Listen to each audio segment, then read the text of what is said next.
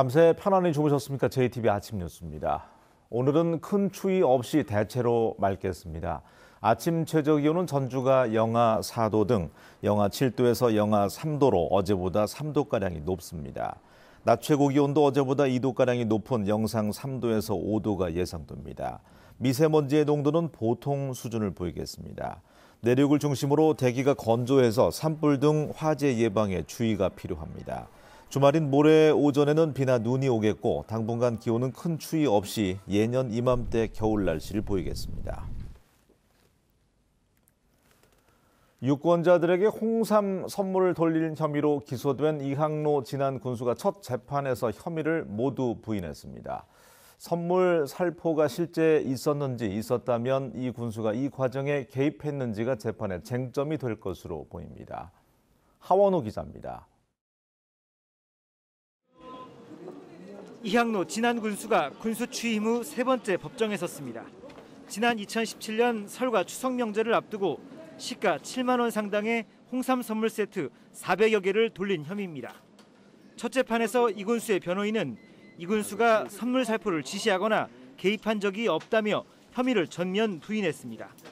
재판 직후 이 군수는 쏟아지는 질문에 별다른 답을 남기지 않은 채 법원을 빠져나갔습니다. 사후에 알게 되셨을 때 그러면 왜 애썼다, 수고했다 그런 표현을 왜 어떤 이유 때문에 하신 거예요, 그러면? 이제 국민들에게 하신 말씀도 없으십니까? 국민들께 죄송합니다. 네. 직접 홍삼 선물을 포장하고 배달한 혐의로 구속 기소된 박모 씨 등 4명의 변호인도 누가 선물을 받았는지 특정되지 않았다며 혐의를 부인했습니다. 따라서 실제 선물 살포 행위가 있었다면 이 군수가 이를 사전에 알았는지가 재판의 핵심 쟁점입니다. 이 군수가 사전에 선물 살포를 알았다면 적극적인 개입이 없었더라도 유죄가 인정될 가능성이 높지만 사후에 알았다면 처벌이 어렵기 때문입니다. 이 군수와 이미 구속된 박 씨 등 4명이 혐의를 전면 부인함에 따라 앞으로 재판 과정에서 치열한 공방이 이어질 것으로 보입니다. JTBC 뉴스 하원호입니다. 태양광 발전소 부지의 폐기물 불법 매립 의혹 속보 전해드립니다. 불법 매립한 혐의로 경찰 수사를 받고 있는 한 인터넷 언론사의 지역 기자가 증거를 없애려다 들통이 났습니다. 업체에게서 광고비를 뜯은 혐의도 받고 있습니다. 같은 혐의로 여러 명의 지역 기자들이 수사 대상에 오를 것으로 보입니다. 정원익 기자가 취재했습니다. 폐기물이 불법으로 매립된 의혹이 불거진 태양광 발전소입니다. 발전소 부지 끝자락에서 굴삭기 작업이 한창입니다. 수사 대상에 오른 인터넷 지역 기자가 증거를 없애기 위해 굴삭기를 동원해 폐기물을 몰래 파내고 있는 겁니다. 이틀에 걸쳐 이루어진 증거인멸 시도는 현장에서 경찰에 적발되면서 막을 내렸습니다. 사실 확인을 위해 경찰이 해야 할 일을 대신 해준 셈이 됐습니다. 이렇게 파냈던 기사는 한참 반 정도 된다고 해서 그 내용물이 왜냐면 그것이 이제 유리섬이라 꽉 눌려져가지고 아마 이제 실을 때보다 아마 이제 부피가 많이 줄었을 것 같아요. 해당 기자는 공사 현장 등을 돌며 광고비를 뜯고 일감을 따내주는 조건으로 업체들로부터 돈을 받은 혐의도 받고 있습니다. 주민들은 그동안 이 같은 지역 기자들이 한둘이 아니었다며 분통을 터뜨립니다. 얘들 광고비 안 주면 알아서 기사 안 좋게 쓴다고 그런 식으로 하고 광고비 뜯어. 경찰은 이미 이 같은 기자들에 대해 내사를 하고 있는 것으로 알려졌습니다. 경찰은 폐기물 불법 매립 수사가 마무리되면 광고비 갈취 등의 의혹이 불거진 기자들에 대해서도 수사하겠다고 밝혔습니다. JTBC 뉴스 정원익입니다. 고창 90호항 인근에 해상폭력발전소가 들어서면서 주민들에게 피해 보상이 이루어졌습니다. 그런데 대책위원장이 보상금을 받게 해주겠다며 돈을 받고 소송을 주도했다가 변호사법 위반 혐의로 처벌을 받을 처지에 놓였습니다. 나금동 기자입니다. 고창 90호항의 해상폭력발전소입니다. A씨는 지난 2014년부터 2017년 사이 수백만 원에서 수천만 원의 보상금을 받게 해주겠다며 인근 어민들에게 3만 원에서 5만 원가량씩 돈을 받았습니다. 소송을 위임한 어민은 무려 1,600여 명. 피해대책위원장이라는 A씨의 신분이 크게 작용했습니다. 3만 원씩인가 해가지고 가서 이렇게 사인도 해주고 다 이행을 해줬어요. 그쪽에 사진도 다 찍고. 보상금 때문에 저희들이 거기에 접수를 했으니까. A씨는 또 2002년부터 최근까지 어민들의 영광원전 피해 소송에도 보상금의 5%를 받기로 하고 개입했습니다. 모두 변호사법 위반 행위입니다. 변호사법의 가장 중요한 부분이 금전을 받거나 받을 것을 약속하는 행위예요. 그러니까 돈을 받으려고 하면은 그게 변호사법에 저촉이 된다. 더욱이 A씨에게 소송을 맡긴 어민 가운데 상당수는 실제로는 보상 대상이 아닌 맨손 어민들이었습니다. 경찰은 변호사법 위반 혐의로 A씨에 대해 기소 의견으로 검찰에 송치했습니다. JTB 뉴스 나금동입니다. 정부가 전북을 금융 중심지로 지정하는 게 타당한지 알아보기 위해서 용역을 실시했는데요. 결과 발표가 무기한 연기됐습니다. 금융 중심지 지정을 반대하는 부산권의 반발 때문입니다. 연기금 전문 대학원에 이어서 금융 중심지 지정마저 무산되는 것은 아닌지 우려가 커지고 있습니다. 송창용 기자가 전합니다. 금융위원회는 지난해 4월 전북의 금융중심지 지정에 관한 필요성과 타당성을 따지기 위해 연구 용역에 착수했습니다. 전북을 서울과 부산에 이은 제3금융도시로 만들겠다는 문재인 대통령의 대선 공약에 따른 것이었습니다. 연관되는 금융기관들 또는 또 연기금에 관한 또 연구소들 모두 여기 직별해서 여기를 하나의 금융 중심지로 그렇게 발전시켜 나가야 됩니다. 용역 결과는 지난해 말 발표될 예정이었는데 무기한 연기됐습니다.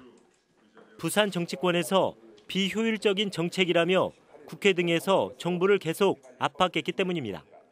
저는 제3금융중심지는 서울과 부산의 금융중심지를 같이 망하게 하는 지름길을 했습니다. 전라북도는 연기금 중심의 전북과 선박, 해양금융 중심의 부산은 차별화가 가능하다는 점을 들어 정부를 계속 설득해 나간다는 방침입니다. 하지만 전북 정치권에서 이렇다 할 뒷받침을 하지 못하고 있기 때문에 한계를 보이고 있습니다. 최종 어떤 결정권자는 이제 금융위니까 그 금융위에다가 우리의 적극적인 의지, 미래를 최대한 얘기를 하고 연기금 전문대학원 설립 무산에 이어 금융중심지 용역 결과 발표 연기까지 문재인 대통령의 공약인 제3금융도시 육성에 관한 사업이 또다시 좌초될 위기를 맞고 있습니다. JTB 뉴스 송창용입니다. 전주와 군산 익산 지역 일반고 지원 학생 가운데 464명이 탈락했습니다. 지난해 미달 사태를 빚었다가 1년 만에 탈락자가 대규모로 발생한 것인데요. 교육정책이 널뛰기를 했다는 비판을 받아도 할 말이 없게 됐습니다. 조창현 기자입니다. 전주와 군산, 익산 지역 36개 일반계 고등학교의 모집 정원은 9,550명. 하지만 만여 명이 지원하면서 무려 464명이 탈락했습니다. 탈락자 수로는 최근 5년간 가장 많은 숫자입니다. 지역별로는 전주가 203명, 군산 139명, 익산 122명입니다. 고입 연합고사가 폐지된 지난해 평준화 지역 일반고에 지원한 학생은 단 한 명의 탈락자 없이 모두 진학했습니다. 올해도 같은 경향을 보일 것으로 예상한 내신 하위 등급 학생들이 일반고에 지원했다가 무더기 탈락 사태가 빚어진 것입니다. 작년 대비 올해 특성화 학교 지원이 500명 정도 줄어들었습니다. 그러니까 그 학생들이 그대로 풍선처럼 평준화 일반고로 온 거라고 생각을 하시면 되겠습니다. 도교육청이 연합고사를 폐지하면서 내건 정책 방향은 원하는 학생은 모두 평준화 일반고에서 수용하겠다는 것입니다. 하지만 학령 인구 감소에 맞춰 일반고의 학급당 학생 수를 줄이고 자사고 폐지 정책으로 미달 사태가 빚어지면서 대규모 탈락자가 발생했습니다. 결국 집에서 가까운 일반계 고등학교에 진학할 것으로 믿었던 학생들은 뒤통수를 맞은 격이 됐습니다. 또 경기 침체로 취업이 어려워지면서 특성화고 기피 현상이 심화됐지만 학교와 교육당국의 적절한 진로 진학 지도가 이루어지지 않은 측면도 있습니다. 전북교육청은 오늘 평준화 지역 일반계 고등학교 합격자 발표를 한 뒤 곧바로 탈락 학생을 대상으로 비평준화 고등학교와 특성화고 자사고 입학을 안내하는 진학 지도를 시작할 예정입니다. JTB 뉴스 조창현입니다.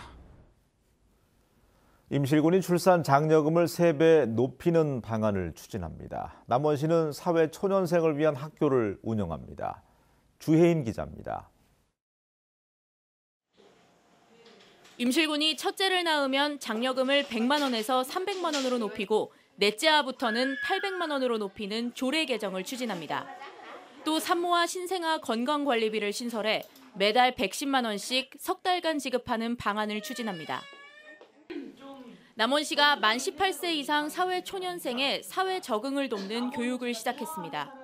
이른바 사회 첫 출발학교로 청년의 권리와 일자리 등을 주제로 7차례에 걸쳐 전문가들의 교육이 진행됩니다.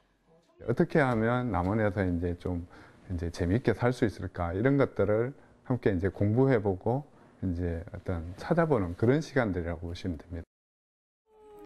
장수군이 사과나무를 분양받아 1년간 키우고 수확할 체험단을 오는 15일부터 모집합니다. 사과나무는 한 명당 2그루까지 분양받을 수 있습니다. 장수 사과나무를 분양받아 직접 수확함으로써 농촌 체험도 즐기고 가족 간 화합을 이룰 수 있는 좋은 기회가 될 것으로 기대합니다. 순창군이 순창읍에 단독주택 31채와 공원, 녹지공간 등을 갖춘 전원마을 단지를 만듭니다. 공사는 내년 말까지 끝낼 예정으로 도시민의 유입도 기대하고 있습니다. JTB 뉴스 주혜인입니다. 도내 사립 유치원 13곳이 폐원을 신청한 가운데 5곳에 대해서 폐원이 인가됐습니다. 폐원이 인가된 유치원은 전주가 1곳, 익산 4곳으로 이들 유치원은 다음 달 28일까지 운영하고 문을 닫게 되며 원하는 인근 공립유치원 등에 분산 수용됩니다. 폐원하는 유치원은 원화수의 감소로 인한 운영상의 어려움 때문으로 사립유치원 감사 결과와는 무관한 것으로 파악됐습니다. 더불어민주당이 이용호 의원의 복당 여부를 오는 13일에 결정하기로 했습니다. 민주당 중앙당은 제1차 당원 자격 심사위원회를 열어서 이용호 의원 등이 낸 소명서와 도당, 지역위원회 의견 등을 기초로 토론을 벌였지만 결론이 나지 않아서 오는 13일 한 차례 더 회의를 갖고 최종 결정을 하기로 했다고 밝혔습니다. 민주당은 이에 앞서 열린 최고위원회에서도 이 문제를 논의했지만 입당을 받아들이자는 의견과 받아서는 안 된다는 의견이 치열하게 맞선 것으로 알려졌습니다. 전국에 오래된 주민센터에 공공임대주택 단지가 들어섭니다. 국토교통부는 정읍시 수송동 주민센터와 이웃한 공영주차장에 주민센터를 다시 짓고 98가구 규모의 공공임대주택을 짓는 복합개발 사업계획을 승인했습니다. 국토부는 올해 공사를 시작해서 내후년에 입주가 가능할 것으로 보입니다. 전주시가 대표적인 공연 브랜드인 마당 창극을 육성하기 위해서 한옥마을에 전용 야외 공연장을 건립하기로 했습니다. 전주시는 이달 안에 설계 용역에 들어가서 내년까지 모두 30억 원을 투입해서 한벽문화관 마당에 전주 마당 창극 야외 공연장을 건립할 계획이라고 밝혔습니다. 야외 공연장은 400석 관람석과 공연 시설을 갖추게 됩니다. 전라북도 산하기관 14곳이 올해 상반기에 132명을 채용합니다. 기관별로는 남원의료원이 41명을 채용하고 군산의료원이 17명, 전북신용보증재단이 13명, 자동차융합기술원이 10명 등을 선발합니다. 기관별 채용 공고문은 전라북도 홈페이지에서 확인할 수 있습니다.